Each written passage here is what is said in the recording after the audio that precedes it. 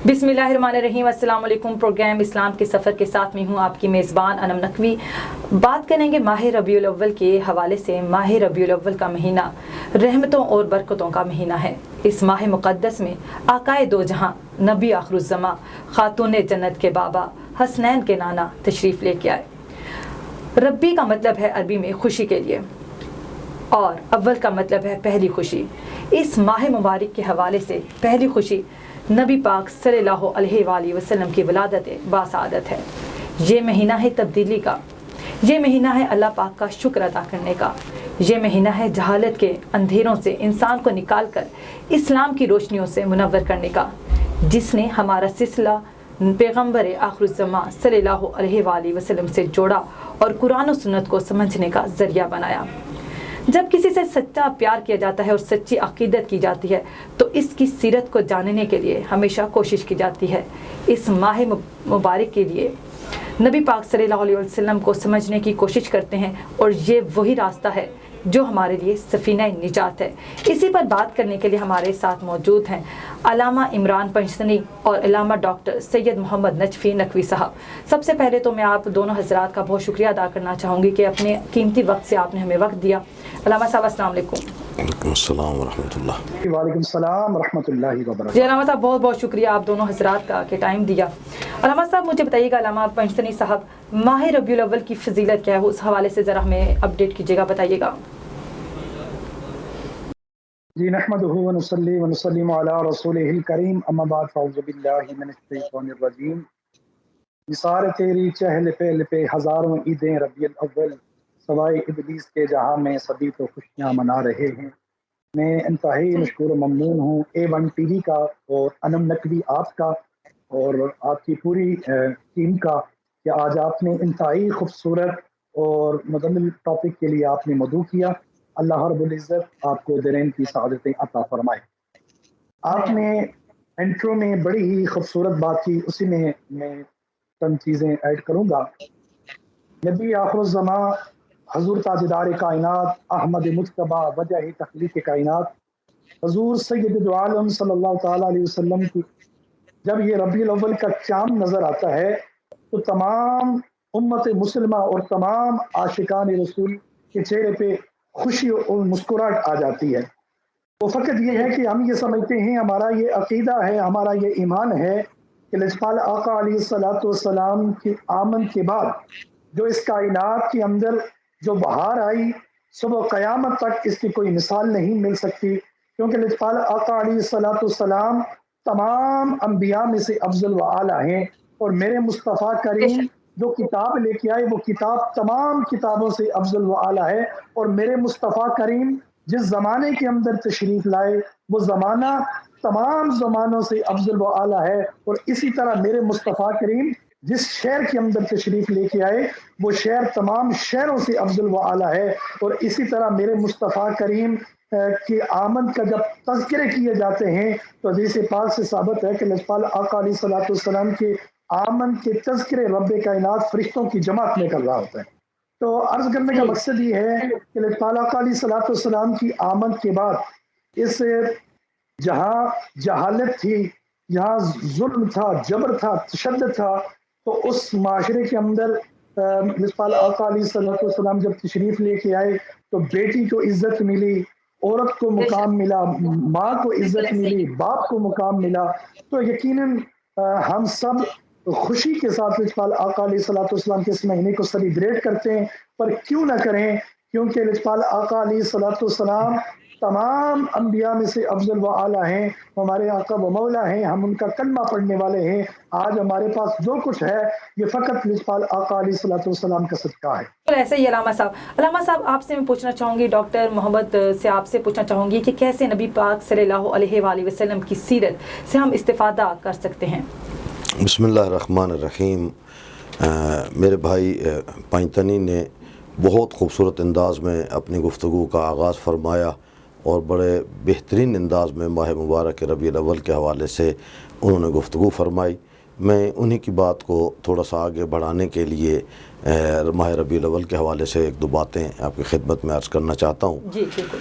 सबसे पहले بہت اہم ترین تاریخ ہے آج یکم ربیع الاول کی. جی بالکل علامہ صاحب. آج والی تاریخ کو تاریخ اسلام نے ایک انتہائی اہم ترین واقعے کے حوالے سے منفرد کیا ہے تاریخ یعقوبی نے، باقی تاریخوں نے، جس میں آج والی رات اتفاق سے حضرت کی بعثت کے 13ویں سال جب ہجرت فرما رہے تھے مکے سے مدینے کی طرف، تو اس ہجرت والی رات جو ہے اس کا آغاز آج والے دن سے ہو رہا ہے، وہ یکم ربیع الاول تھی. اور اسی لیے بعض روایات میں بھی پایا جاتا ہے کہ آج سرور کائنات کی جان کی حفاظت ہونے پر اور امیر المومنین کی جان کی جو ہے وہ محفوظ رہنے پر انسان کو شکرانہ کے 2 نفل ادا کرنے چاہیے، جس میں سورہ الحمد کے بعد 3 دفعہ سورہ کافرون اور پھر دوسری رکعت میں سورہ الحمد کے بعد 3 دفعہ سورہ اخلاص جو ہے وہ پڑھنی چاہیے، اور خداوند متعال کی بارگاہ میں اس عظیم نعمت کا، جسے نعمت ہجرت کہا جاتا ہے، تو اس کا تذکرہ. اس کے بعد پھر ماہ مبارک ربیع الاول میں ایام شروع ہوئے اور سلسلہ چلا گیا 9 ربیع الاول کو. میں ماہ ربیع الاول کو ایک اور انداز میں دیکھنا چاہتا ہوں. میری رائے یہ ہے کہ ماہ مبارک ربیع الاول اسلام کی آغاز، اسلام کی بنیاد، سرور کائنات کی پیدائش اور اسلام سے ریلیٹڈ اہم واقعات کا تعلق بعض کا وہ اسی ماہ مبارک ربیع الاول سے ہے. حتیٰ مجدد جو ہیں بعد میں جو ہے اسلام کے حوالے سے ضرورت پیش آئی قربانیوں کی، تو میرے آقا امام حسین علیہ السلام نے وہ انتہائی اہم ترین قربانیاں دی ہیں، اور اس وقت ان سے جو زیادہ مقابلہ تھا وہ بنو امیہ کا اور ان لوگوں کے ساتھ تھا. تو اتفاق ایسا ہے کہ 9 ربیع الاول کو عمر سعد جو ہے خبیث، جو لشکر یزید کا سپہ سالار تھا، وہ واصل جہنم ہوتا ہے. پھر 12 ربیع الاول آ جاتی ہے. 12 ربیع الاول بہت بڑا دن ہے، بہت بڑا دن. ایک تو اس حوالے سے کہ حضرت امام خمینی علیہ الرحمن سے کسی نے کہا تھا کہ یہ جو اختلاف پایا جاتا ہے 12 ربیع الاول کو ولادت ہے یا 17 ربیع الاول کو، علامہ صاحب بتائیے گا کہ آپ دونوں کے جو ہے فقہ کے مطابق اس میں کیا اختلاف رائے ہیں؟ جی میں عرض کر رہا ہوں کوئی اختلاف نہیں ہے. ہماری بہت بڑی حدیث کی کتاب ہے اصول کافی، جناب کلینی 12 کے قائل ہیں. اسی طریقے سے ہمارے بہت سارے افراد بزرگان 12 کے قائل ہیں، لیکن اکثریت جو ہے وہ 17 ربیع الاول کی قائل ہے. تو امام خمینی نے اس کے لیے بہترین حل بنایا کہ 12 سے 17 ربیع الاول کو ہفتہ وحدت قرار دیا، کہ بجائے ہم ایک دن منائیں سرور کائنات کی میلاد کو، ہم 12 ربیع الاول سے شروع کریں میلاد پیغمبر منانا اور 17 ربیع الاول تک لے جائیں. اس میں ہمارے درمیان محبت میں بھی اضافہ ہوگا، ہمارے درمیان چاہت میں بھی اضافہ ہوگا، اور ہمارے درمیان اتحاد اور یگانگیت جو ہے اس میں بھی اضافہ ہوتا چلا جائے گا. تو یہ ہمارے لیے بہت بڑی بات تھی کہ 12 ربیع الاول کی تاریخ. پھر 12 ربیع الاول کو ایک بہت اہم ترین واقعہ ہوتا ہے 132 ہجری میں. سرور کائنات کی پیدائش سے 13 سال مبعث والے نکالیں اور پھر 132 ہجری ہجرت کے بعد والے ایام جو ہیں ان کو شامل کریں تو 132 ہجری میں بنو امیہ کی حکومت ختم ہوئی. مروان اور ان کے ماننے والے کی حکومت بالکل فنار ہو گئی. کیوں؟ چونکہ اب دین کی حفاظت کے لیے جن لوگوں نے کچھ خرابیاں کی تھی ان کی خرابیوں کا انجام جو ہے وہ اس تاریخ کو ہوا ہے. جی صحیح. علامہ صاحب کا کہنا تھا کہ جتنا بھی عید میلاد النبی کو منایا جائے اس کے لیے اتنا ہی کم ہے، اور اس کی کیونکہ اہمیت سے انکار نہیں کیا جا سکتا. علامہ صاحب آپ نے 9 ربیع الاول کا ذکر کیا، تو میں یہاں پہ ذکر کرنا چاہوں گی عید زہرا کا. تو کائنڈلی اگر آپ اس حوالے سے تھوڑا سا ہمیں ہمارے ناظرین کو بتائیں، آگاہ کریں تو. بالکل. اگر آپ پہلے اس کے بارے میں ذرا تفصیلات سے ہمیں آگاہ کریں کہ عید زہرا اس کے حوالے سے ذرا ہمیں بتائیں. جی ڈاکٹر صاحب کر لیں. جی بسم اللہ الرحمن الرحیم. میں عرض کر رہا تھا کہ بنیادی طور پر عید زہرا کا عنوان جو اس کو 9 ربیع الاول کو دیا گیا ہے جناب سیدہ کے لیے بہت بڑی خوشی کا دن تھا کہ آج عمر سعد ملعون جو ہے وہ فنار ہوا اور واصل جہنم ہوا، اور کچھ تھوڑی سی کلیجے میں ٹھنڈک جو ہے رسول اللہ کی دختر حضرت فاطمہ صلوات اللہ علیہا کو بھی میسر آئی. بیوی کی عظمت کے حوالے سے مجھے ایک بات یاد آ گئی. حضرت عائشہ رضی اللہ تعالی عنہا اپنے سرور کائنات کی خدمت میں عرض کرتی ہیں کہ یا رسول اللہ، میں اکثر آپ کو دیکھتی ہوں کہ جب بھی جناب سیدہ تشریف لے آتی ہیں تو میں دیکھتی رہتی ہوں کہ آپ یہ جامع ترمذی نے اس روایت کو لکھا ہے، جب بھی میں دیکھتی ہوں کہ جناب سیدہ آتی ہیں، حضرت فاطمہ تشریف لاتی ہیں ہمارے گھر میں، تو آپ بی بی کے ہاتھ چومتے ہیں، بیٹی کے ہاتھ چومتے ہیں، زہرا کے ہاتھ چومتے ہیں، تو یا رسول اللہ ایسا کیوں ہے؟ یہ مسند صاحب ترمذی نے اس روایت کو لکھا ہے۔ تو اس وقت سرور کائنات نے فرمایا، یا عائشہ کلما اشتکیت رائحۃ الجنہ تقبل یداہا، اے عائشہ جب بھی مجھے جنت کی خوشبو سونگھنی ہوتی ہے تو میں زہرا کے ہاتھ چوم لیتا ہوں۔ بے شک۔ تو یہ تو بہت بڑی عید ہے، بڑی خوشی ہے، چونکہ آج میرے آقا امام حسین، ان کے تمام ساتھی، ان کے اہل بیت، حضرت علی اکبر، ان کے قاتل اور ان کے پر ظلم ڈھانے والا اس دنیا سے جا رہا تھا، تو اس لیے 9 ربیع الاول کو عید زہرا کا نام بھی دیا گیا ہے، عید شجاع کا نام بھی دیا گیا ہے، اور یہ بڑی بابرکتوں والی ایک قسم کی عید ہے۔ صحیح۔ یہاں پر وقت ہے ایک بریک کا، واپس آتے ہیں بریک کے بعد۔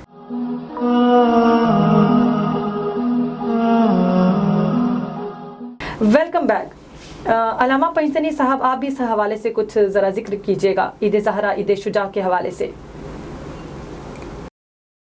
جی بالکل ڈاکٹر صاحب نے ماشاءاللہ بڑی اچھی گفتگو کی، اور چند باتیں اسی میں ایڈ کروں گا کہ دیکھیں، سیدہ کائنات، سیدہ طیبہ اکملہ صادقہ سیدہ فاطمہ الزہرا رضی اللہ تعالیٰ عنہ، آپ اس آقا علیہ الصلوۃ والسلام کی لخت جگر ہیں، اور حدیث مبارکہ میں آیا ہے کہ آقا علیہ الصلوۃ والسلام نے خود ارشاد فرمایا، اور اس کو امام ترمذی نے بھی نقل کیا ہے، اور اس کو امام مسلم نے بھی اپنی کتاب کے اندر نقل فرمایا ہے کہ آقا علیہ الصلوۃ والسلام نے خود ارشاد فرمایا کہ فاطمہ میرے جگر کا ٹکڑا ہے، بس جس نے فاطمہ کو خوش کیا اس نے بس مجھ محمد کو خوش کیا، بس جس نے میری بیٹی فاطمہ، میں اس کے ماتھے کو بوسہ دیتا ہوں تو مجھے جنت کی خوشبوئیں آتی ہیں، کیونکہ وہ نور اعلیٰ نور ہے، کیونکہ تیری نسل پاک میں ہے بچہ بچہ نور کا، تو ہے عین نور کا، تیرا سب گھرانہ نور کا۔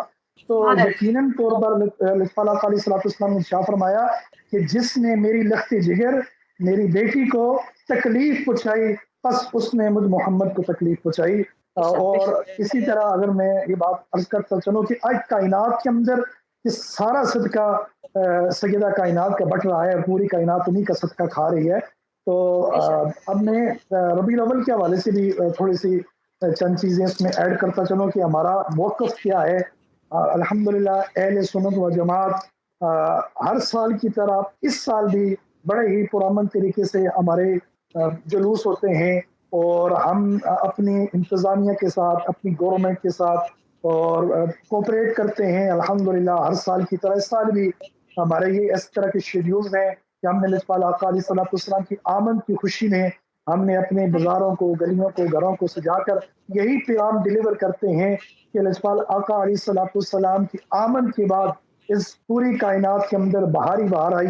اور ایسا ہوتا تھا انم دیکھیں، آقا علیہ السلام کی آمد سے قبل آج دیکھیں نا، آج ہماری بیٹی جو ہے وہ ظلم کی چکی میں پس رہی ہے۔ اگر کسی تناظر میں بھی دیکھا جائے تو آقا علیہ السلام نے ایک کافر کی بیٹی پہ اپنا دست مبارک رکھا اور یہ پیغام دیا، صبح قیامت تک آنے والوں کو، اپنے چاہنے والوں کو یہ پیغام دیا کہ بیٹی بیٹی ہوتی ہے، چاہے وہ مسلم کی ہو چاہے وہ کافر کی ہو۔ تو یہ بیٹی کو جو عزت، جو مقام ملا ہے وہ فقط کملی والے آقا کے صدقے سے ملا ہے۔ اب دیکھیں جی، اللہ رب العزت قرآن مجید، قرآن رشید کے اندر ارشاد فرماتا ہے، قل بفضل اللہ وبرحمتہ فبذلک فلیفرحوا، بس تمہیں اللہ کی طرف سے کوئی نعمت ملے، کوئی فضل ملے تو خوشی کا اظہار کیا کرو۔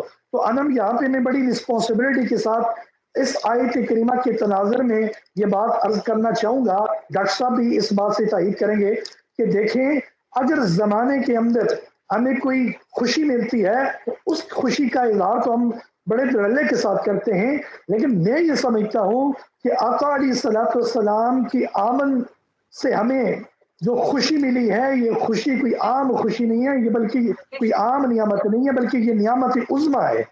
تو یہ اسی کا اظہار عاشقان رسول کرتے ہیں۔ اور دوسرا اللہ رب العزت خود قرآن کریم کے اندر ارشاد فرماتا ہے کہ لقد من اللہ علی المؤمنین اذ بعث فیہم رسولا، اور دوسری جگہ پہ ارشاد ہوتا ہے وما ارسلناک الا رحمۃ للعالمین، اے محبوب ہم نے آپ کو پوری کائنات کے لیے رحمت للعالمین بنا کر بھیجا ہے۔ تو یہ ہمارا عقیدہ ہے، ہمارا ایمان ہے، ہمیں جو کچھ ملا ہے وہ فقط کملی والے آقا کے صدقے سے ملا ہے۔ بے شک ایسے ہی ہے۔ علامہ صاحب بتائیے گا، ربیع الاول کا چاند دیکھ کر کون سی دعا مانگنی چاہیے؟ جی بالکل، بڑا اچھا آپ نے سوال کیا۔ دیکھیں، ربیع الاول کا چاند بڑا مبارک چاند ہوتا ہے، اور ہمارا یہ عقیدہ، یہ ایمان ہے، یہ عید سے بھی بڑھ کے ہوتا ہے۔ وہ اس لیے ہمیں سب سے پہلے اپنے وطن عزیز کی سلامتی کے لیے دعا مانگنی چاہیے، اپنے ایمان کی حفاظت کے لیے دعا مانگنی چاہیے، اور یہ دعا مانگنی چاہیے کہ اللہ رب العزت ہم سب کو دین اسلام کی سمجھ عطا فرمائے۔ اور یہ وہ مذہب ہے، یہ وہ دین اسلام ہے کہ یقیناً تمام انبیاء کرام یہ دعا مانگتے رہے کہ اللہ ہمیں نبی نہ بنانا بلکہ ہمیں سرکار دو عالم صلی اللہ علیہ وسلم کا امتی بنانا۔ اب اس بات سے اندازہ لگائیں کہ کوئی طور پہ موسیٰ علیہ السلام جا کے یہ دعا مانگتے ہیں کہ مولا آخری زمانے میں ایک امت آئے گی، وہ نیکی کا ارادہ کریں گی تو ان کے نامہ اعمال میں نیکی کا ثواب لکھ دیا جائے گا، کہ اللہ اس امت کو میری امت کر دے۔ تو اللہ نے فرمایا وہ امت تو میری محبوب کی امت ہوگی۔ المختصر آخر میں حضرت موسیٰ علیہ السلام یہ دعا کی، اللہ اگر وہ امت میری نہیں ہو سکتی تو مجھے بھی سرکار دو عالم صلی اللہ علیہ وسلم کا امتی بنا دے۔ یقیناً یہ ہم سب کے لیے بہت بڑی نعمت عظمیٰ ہے، ہم سرکار دو عالم صلی اللہ علیہ وسلم کا کلمہ پڑھنے والے ہیں، اور الحمدللہ ہم سب اہل سنت و جماعت بڑے پرامن لوگ ہیں۔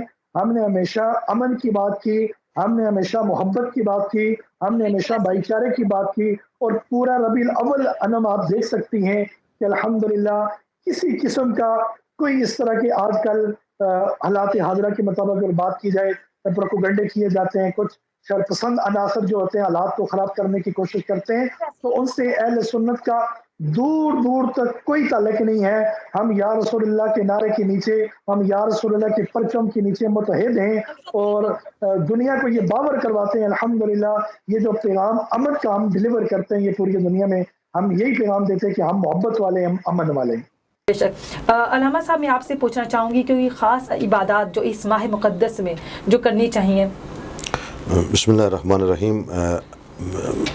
ہمارے ایک بہت بڑے عالم دین گزرے ہیں شیخ عباس قمی، جی انہوں نے ایک کتاب لکھی ہے مفاتیح الجنان۔ جی بالکل۔ مفاتیح الجنان کی خوبی یہ ہے کہ اس میں مختلف قسم کی دعاؤں کا تذکرہ ہے، جس میں ماہ مبارک ربیع الاول کے حوالے سے، نمازوں کے حوالے سے بھی تذکرہ کیا گیا ہے، اور دعاؤں کے حوالے سے بھی تذکرہ کیا گیا ہے، جس میں ماہ مبارک کے ربیع الاول کی اقبال میں شیخ طوسی اور اس طریقے سے اور بزرگان نے بھی بہت ساری دعاؤں کو نقل کیا ہے۔ لیکن ہم کہتے ہیں کہ کم از کم اگر وہ کتابیں میسر نہیں ہیں یا دعائیں نہیں ہو سکتی، تو جس طرح میرے بھائی پنجتنی صاحب نے کہا ہے، اس وقت سب سے زیادہ ضرورت یہ ہے کہ ہمارے اندر امن ہونا چاہیے، ہمارے اندر اتحاد ہونا چاہیے، ہمارے اندر ملک کی سلامتی کی دعائیں ہونی چاہیے، ہمارے اندر اس طرح کی تو دعاؤں سے کسی صورت میں بھی محروم نہیں رکھنا چاہیے۔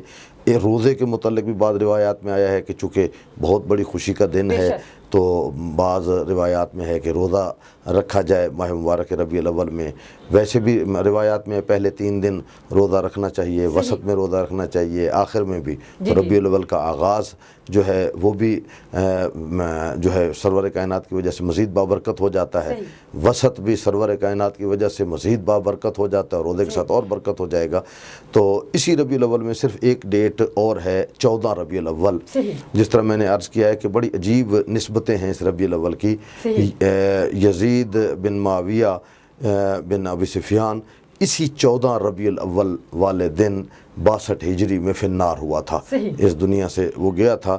تو گویا یہ ربیع الاول والا مہینہ جو ہے بہت وہ خوشیوں والا ہے۔ دشمنان حضرت امام حسین علیہ الصلوۃ والسلام سے بھی نجات کا مہینہ بالکل ہے، بالکل ایسے۔ سرور کائنات کے مخالفین اور دشمنوں سے بھی نجات کا مہینہ صحیح۔ ہے، اور اسلام کی سربلندی اور اسلام کی بزرگی کا مہینہ بھی۔ صحیح صحیح۔ علامہ صاحب مجھے بتائیے گا، علامہ پنجتنی صاحب، کہ ماہ ربیع الاول دوسرے مہینوں سے کیسے افضل ہے، جبکہ آپ جانتے ہیں کہ ماہ صفر اور ماہ محرم میں جو ہے سوگ منایا جاتا ہے، غم کے مہینے ہیں، تو لیکن جب دوسری طرف ماہ ربیع الاول کی طرف آتے ہیں تو جیسے ہی وہ سٹارٹ ہوتا ہے تو خوشیاں منائی جاتی ہیں، تو اس حوالے سے ذرا بتائیے گا کہ وہ غم کے مہینے کیوں اور یہ خوشیوں کا مہینہ کیوں؟ دیکھیں انم، بڑا خوبصورت آپ نے سوال کیا۔ میں یہاں پہ یہ بات عرض کرنا چاہوں گا کہ دیکھیں، جب یہ ربیع الاول کا مہینہ آتا ہے، عام ایک دنیاوی مثال آپ لے لیں، اگر کسی کے گھر میں بچے کی پیدائش ہو، اس کا جب وہ کہتے ہیں کہ ہمارا لاڈلا بیٹا ہے، ہم اس کی سالگرہ ہے، آج ہم سیلیبریٹ کریں گے، سب گھر والے جمع ہوں گے، کیک کاٹا جاتا ہے، خوشی کا اظہار کیا جاتا ہے۔ دیکھیں، اگر ہر سال اپنے بچے کی خوشی منائی جاتی ہے، وہاں شرک اور بدعت کے فتوے نہیں آتے، تو وہ آمنہ کے لال جن کے آمن کے بعد اس کائنات کے اندر اصل جو سکون اور جو خوشی کی لہر دوڑی، اس کی قیامت تک کوئی مثالیں نہیں ملتی۔ تو ہم جب خوشی سیلیبریٹ کریں تو اس وقت ہم پر شرک اور بدعت کے فتوے لگائے جاتے ہیں۔ میں یہ سمجھتا ہوں، آئیے صرف مختصر کو میں انشاءاللہ اس کو وائنڈ اپ کرتا ہوں کہ دیکھیں، لجپال آقا علیہ الصلوۃ والسلام کی آمد کی خوشی کس کس نے منائی؟ ڈاکٹر صاحب بھی اس بات کی تائید کریں گے، لجپال آقا علیہ الصلوۃ والسلام کی جب بھی آمن کا سال آتا تھا تو صحابہ کرام رضوان اللہ علیہم اجمعین نے بھی خوشی منائی، بلکہ اس سے قبل لجپال آقا علیہ الصلوۃ والسلام کی والدہ ماجدہ سیدہ آمنہ آپ نے بھی لجپال آقا علیہ الصلوۃ والسلام کی آمد کی خوشی منائی، بلکہ سیدہ آمنہ پاک فرماتی ہیں کہ مجھے پورے 9 مہینے تک ایک ایک نبی آ کر مبارک دیتے رہے، اے آمنہ تجھے مبارک، تیرے بطن اطہر میں وہ آیا جو تمام نبیوں کا سردار ہے۔ اب دیکھیں، سیدہ آمنہ پاک فرماتی ہیں جب میں کنویں میں پانی بھرنے کے لیے جاتی تھی تو وہ کنویں کا پانی خود بخود اوپر کی طرف آ جاتا تھا اور وہاں سے آواز آتی تھی، اے سیدہ اب تمہیں جھکنے کی ضرورت نہیں کہ تیرے بطن اطہر میں وہ آیا جس کے سامنے پوری کائنات جھکنے والی ہے۔ اب دیکھیں، میلاد کا لغوی معنی کیا ہے، یہ بات میں بڑی رسپانسبلٹی کے ساتھ کرنے لگا ہوں۔ میلاد اس کا مطلب ہے پیدا ہونا۔ دیکھیں، میلاد کا معنی ہے پیدا ہونا۔ اب وہ جو لوگ کہتے ہیں کہ ہم میلاد کا انکار کرتے ہیں، ہم میلاد کو نہیں مانتے، یعنی وہ لجپال آقا علیہ الصلوۃ والسلام کی ولادت کا انکار کر رہے ہیں، آپ کی آمد کا انکار کر رہے ہیں، تو ان کو یہ سوچنا چاہیے میلاد اس کو نہیں کہتے کہ ہم لنگر پکا کے، جس سے الحمدللہ بڑے شوق و ذوق کے ساتھ لنگر حسینی بھی کھاتے ہیں اور ہم میلاد شریف کا لنگر بھی کھاتے ہیں، کیونکہ یہ دونوں لنگر ہمارے لیے شفا ہیں، ان دونوں لنگروں کے اندر ہمارے لیے شفا ہے۔ اور لجپال آقا علیہ الصلوۃ والسلام کا جہاں تذکرہ کیا جائے، آپ کے لب و رخسار کے تذکرے کیا جائیں، آپ کی والضحیٰ والے چہرے کی بات کی جائے، واللیل والے زلفوں والے آقا کی بات کی جائے، تو یہی تو میلاد ہے۔ ہم اپنے بچوں کو بٹھا کر، اپنے بزرگوں کو بٹھا کر ہم اجتماع کی صورت میں یہی میسج ڈیلیور کرنا چاہتے ہیں، رب صلی علی، اور کیا چاہیے رب فضل العلا، اور کیا چاہیے مل گئے مصطفیٰ، اور کیا چاہیے فلک کے نظاروں، زمین کی بہاروں، سبھی عیدیں مناؤ، حضور آگے ہے، حضور آگے۔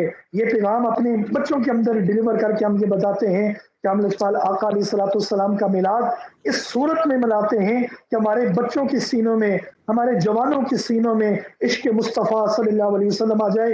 یقیناً طور پر انم، جس کے سینے میں لجپال آقا علیہ الصلوۃ والسلام کی عشق اور محبت بس جائے، وہ بندہ کامل ایمان والا ہو جاتا ہے، وہ صاحب ایمان ہو جاتا ہے، وہ باقی تمام گناہوں سے بچ جاتا ہے، اس کا چلنا پھرنا اوڑھنا بچھوڑنا وہ تمام لجپال آقا علیہ الصلوۃ والسلام کی مبارک طریقوں پر ہو جاتا ہے۔ میلاد منانے کا مقصد یہ ہوتا ہے کہ ہم تمام امت جی تھوڑی دیر تک علامہ صاحب کو ہم لائن پہ لیتے ہیں، کوئی ایشو آ گیا ہے تو علامہ صاحب مجھے بتائیے کہ محرم الحرام کو جو ہے اور سفر کو جو ہے غم کا مہینہ کیوں قرار دیا گیا اور اسے ہم ایز اے غم کیوں مناتے ہیں اور ربیع الاول میں خوشیاں مناتے ہیں، تو اس حوالے سے ذرا آپ بیان کریے گا کہ اس میں کیا فرق ہے دونوں مہینے؟ یہ بات بالکل روز روشن کی طرح عیاں ہے کہ ماہ محرم اور ماہ سفر وہ مکمل طور پر سرور کائنات صلی اللہ علیہ وآلہ وسلم کے پورے خاندان اور حسین کے اصحاب کی شہادت کا مہینہ ہے، ان کی مصیبتوں کا مہینہ ہے، ان پر تکلیفوں کا مہینہ ہے۔ اگر ہمارے اوپر کوئی تھوڑی سی تکلیف آ جاتی ہے، خدا محفوظ رکھے ہر کسی کو، اگر گھر میں کوئی فوت ہوتا ہے، کوئی چھوٹی سی مسئلہ ہو جاتا ہے تو کئی دن تک جو ہے وہ گھر میں غم کے آثار رہتے ہیں۔ تو یہاں تو خاندان پیغمبر کے 72 شہداء جو ہیں اور میرے آقا امام حسین کے اصحاب وہ شہید ہوئے ہیں، چھوٹے بچے سے لے کر بڑے تک۔ تو یہ مہینے تو واقعاً بہت زیادہ غم کے مہینے، اور یہ غم ہم صرف نہیں منا رہے ہیں۔ اگر ہم روایات میں دیکھیں اور سیاہ ستہ کی روایات کو دیکھیں تو اس میں بھی حضرت ام سلمہ جو ہیں وہ روتی ہوئی نظر آتی ہیں کہ یہ مجھے شیشی دی تھی سرور کائنات نے اور کہا تھا کہ اس مٹی کا جو ہے خون میں اگر تبدیل ہو جاتی ہے تو ہر صورت میں سمجھ لینا کہ آج میرا حسین جو ہے وہ شہید ہو گیا ہے۔ تو وہ تو بہت غم کا تھا۔ اسی طریقے سے بے انتہا روایات ہیں کہ میرے آقا امام حسین کی پیدائش پر، جناب زینب عالیہ کی پیدائش پر سرور کائنات کا گریہ کیا اور اس واقعہ کا تذکرہ کیا کہ کربلا میں اس طرح کے حادثہ ہونے والا ہے، اور جب دین کو تبدیل کر رہے ہوں گے، بیٹیوں کے ساتھ شادیوں کو جائز قرار دے رہے ہوں گے محارم کو، تو اس وقت میرا بیٹا جائے گا اور جا کے دوبارہ دین کی حفاظت کے لیے اپنی جان قربان کر دے گا، تاکہ اذانوں میں اسی طریقے سے اشہد ان محمد رسول اللہ کی آوازیں جو ہے وہ پوری دنیا میں آتی رہیں، صرف دکھاوے کا نہ ہو۔ تو بہرحال محرم، اس کے بعد سفر بھی شروع ہو جاتا ہے جس میں چہلم آتا ہے، باقی مسائل آتے ہیں۔ پھر خود ہماری تاریخوں میں 28 سفر کو آقا حسن مجتبیٰ علیہ الصلوۃ والسلام ان کی شہادت کا تذکرہ ہے۔ 28 سفر والے دن ہی ہماری روایات میں جو ہے سرور کائنات، فخر موجودات، ختم الرسل، سید الانبیاء حضرت محمد مصطفیٰ صلی اللہ علیہ وآلہ وسلم کی وفات کا دن بھی ہے۔ تو گویا وہ ایام جو ہیں محرم اور سفر دونوں یا شہادتوں سے بھرے ہوئے ہیں، یا غموں سے بھرے ہوئے ہیں، یا مشکلات سے بھرے ہوئے ہیں، یا قیدوں سے بھرے ہوئے ہیں۔ لیکن فوراً ان 2 مہینوں کے ختم ہوتے ہی خداوند متعال جب سرور کائنات کے میلاد کے مہینے کا آغاز فرماتا ہے تو اس کو خوشیوں سے بھر دیتا ہے، اور اس میں پھر خوشیاں ہی خوشیاں ہیں، سوائے ایک آدھ دن کے کہ جس میں بعض روایات کے مطابق کچھ معصومین کی شہادت کا تذکرہ ہے، لیکن باقی ایام جو ہے خوشیوں سے بھرے ہوئے ہیں۔ اور جو کچھ محرم میں کیا تھا یزید نے، یا جو کچھ کیا تھا بنو امیہ نے، یا جو کچھ ہوا، تمام قاتل جو ہیں اسی ربیع الاول کے مہینے میں مرتے ہوئے نظر آتے ہیں۔ جس طرح میں نے 9 ربیع الاول کو عمر سعد کا تذکرہ کیا، 14 ربیع الاول کو خود یزید کے مرنے کا تذکرہ ہوا، اور خود ان کی حکومت کا ختم ہونا وہ 12 ربیع الاول جو سرور کائنات کی ولادت کا دن جو ہے ہمارے برادران کے نزدیک ہے۔ تو یہ بہت بڑی عظمت ہے کہ خداوند متعال ہر غمی کے بعد ایک خوشی انسان کو فراہم کرتا ہے۔ تو ربیع الاول ایک بہت عظیم خوشیوں کا مہینہ ہے۔ جی علامہ صاحب کا کہنا تھا کہ ماہ محرم میں خانواد رسول صلی اللہ علیہ وآلہ وسلم نے، امام حسین علیہ السلام نے قربانیاں دے کر دین محمدی، دین اسلام کو بچایا اور اس کی بقا کے لیے اپنے گھر کو، اپنے اہل بیت کو قربان کر دیا۔ جی علامہ صاحب، میں آخر میں آپ سے یہ پوچھنا چاہوں گی کہ نبی پاک کی جو کوئی ایک واقعہ سنا دیں۔ جی بالکل ضرور۔ رسول آقا علیہ الصلوۃ والسلام، میرے مصطفیٰ کریم کی ذات وہ ذات ہے، آپ پرندوں کی بولیاں بھی سمجھنے والے، آپ جانوروں کی بولیاں بھی سمجھنے والے۔ کئی بار ایسا ہوا ہے کہ رسول آقا علیہ الصلوۃ والسلام نے اپنے دستہ شفقت جب جانوروں پہ رکھا تو ان کی آنکھوں میں بھی آنسو آ گئے کہ اب وہ کوئی آیا جو جانوروں پر بھی رحم کرنے والا ہے، کیونکہ میرے رسول آقا علیہ الصلوۃ والسلام پوری کائنات کے لیے، چرند انسانوں کے لیے رحمت للعالمین بن کے آئے۔ ایک چھوٹا سا واقعہ اپنے ناظرین تک میں شیئر کرنا چاہوں گا۔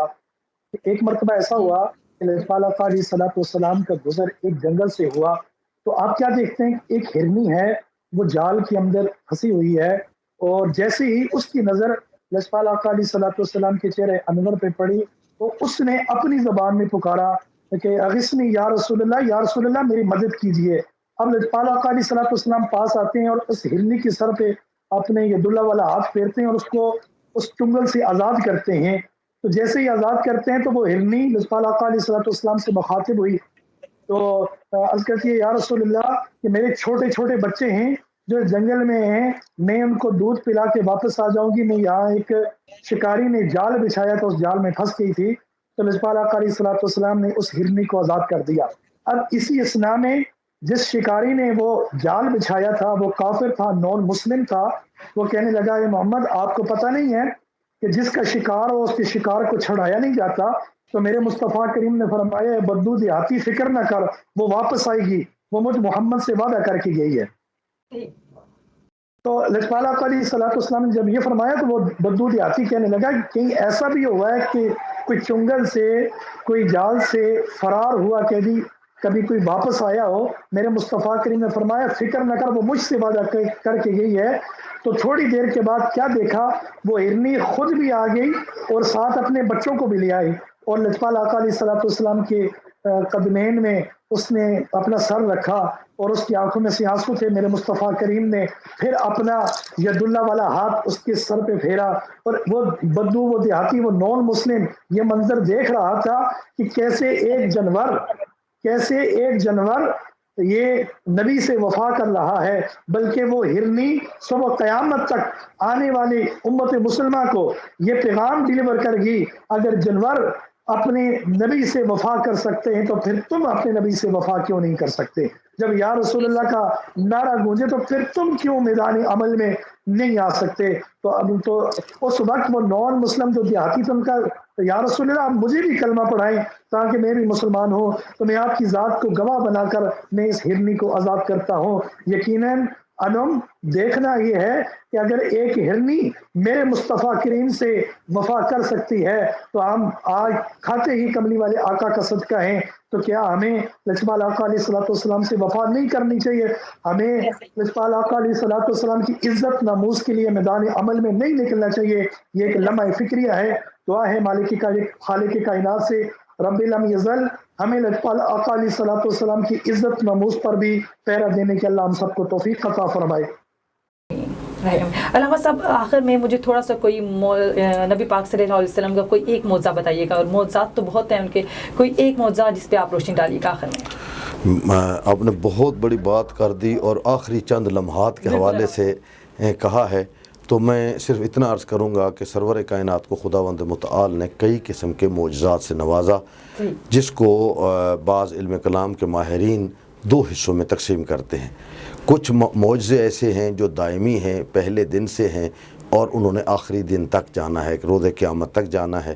اور کچھ معجزے ایسے ہیں جو اس وقت کے لیے تھے, مثلا درختوں کا حضرت کے سامنے آ کے کلام کرنا, سنگریزوں کا حضرت کے سامنے آ کے بولنا, یا اسی طریقے سے جانوروں کا جس طرح یہ ابھی تذکرہ کر رہے ہیں میرے بھائی پائنتنی, ان کا حضرت کے سامنے خطاب کرنا, تو ان کا تعلق ان اوقات کے ساتھ تھا. ان معجزات میں سے ایک معجزہ اگرچہ وقت بالکل بھی نہیں ہے میرے خیال میں, تو معجزہ ہے کہ جب کعبہ میں 13 رجب کو حضرت امیر المومنین کی پیدائش ہوئی تو سرور کائنات تشریف لے گئے خانہ کعبہ کے اندر.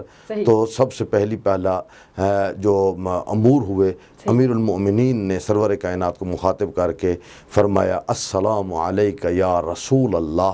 تو یا رسول اللہ کہنا امیر المومنین کی سنت ہے, اور حضرت نے جواب دیا وعلیک السلام یا ولی اللہ, اے اللہ کے ولی میرا بھی سلام ہو. تو اس وقت بعض کتب میں جن میں معتبر ترین کتابیں بھی شامل ہیں انہوں نے نقل کیا کہ امیر المومنین نے سرور کائنات کے ہاتھوں پہ آتے ہی قرآن مجید کی تلاوت کی, تورات کی تلاوت کی, زبور کی تلاوت کی, انجیل کی تلاوت کی. میں صرف یہاں ایک لفظ کہنا چاہوں گا کہ بعض لوگ کہتے ہیں یہ کیسے ممکن ہے, یہ کیسے ہو سکتا ہے کہ علی نے تلاوت کی ہو. میں کہتا ہوں دور جانے کی ضرورت نہیں ہے, قرآن مجید اٹھا لیں, سورہ مریم کو دیکھ لیں. حضرت عیسیٰ 2 دن کے ہیں یا 3 دن کے ہیں, روایات میں بعض میں 7 دن کا کہا گیا ہے.